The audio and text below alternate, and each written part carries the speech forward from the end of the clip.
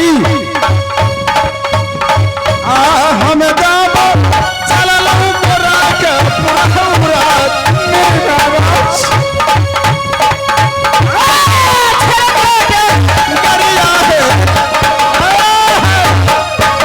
बताओ अगर महाराज आप गोरखपुर चला चाहिएगा, कैसे रहूंगी मैं और कैसे रहेगा बेटा अमरजीत कुमार?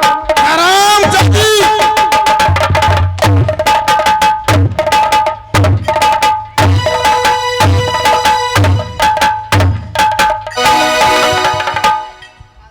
बोला। अगर तूने अपने मुख से आज आवाज नहीं निकालती जो भी बनने के लिए, तो मैं राज महापा के दरबार में रहता।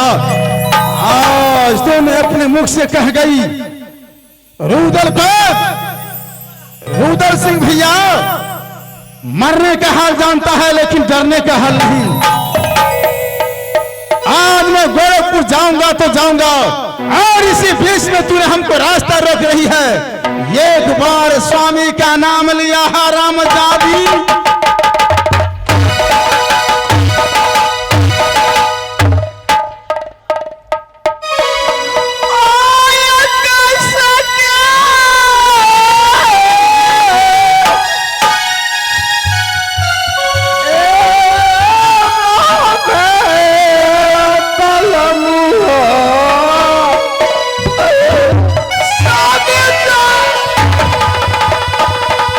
मर जाओ, उससे मुझे कोई मतलब नहीं।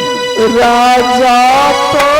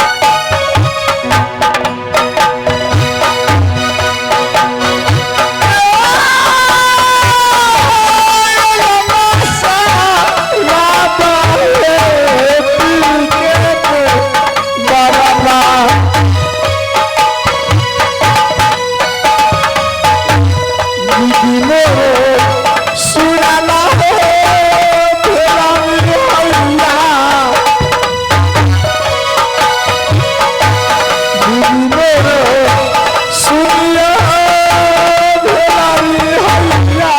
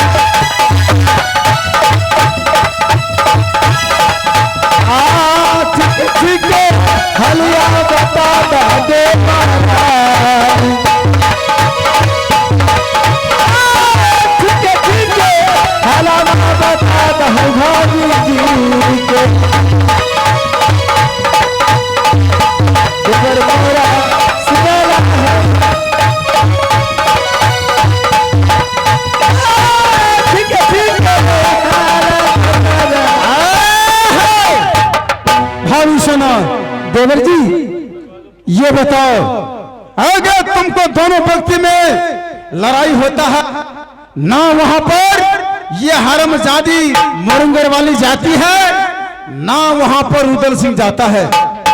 आज हमें दोनों व्यक्ति में लड़ाई होता है, तो आज तूने इतनी बड़ी रात को रंग महल छोड़कर तूने यहाँ पर किस लिए आई है? देवर जी मैं इसलिए आई हूं कि आप दोनों व्यक्ति में देखे कि हल्ला गुल्ला हो रहे हैं, मैं जाके देखूं कि क्या बात है। लेकिन इतने आप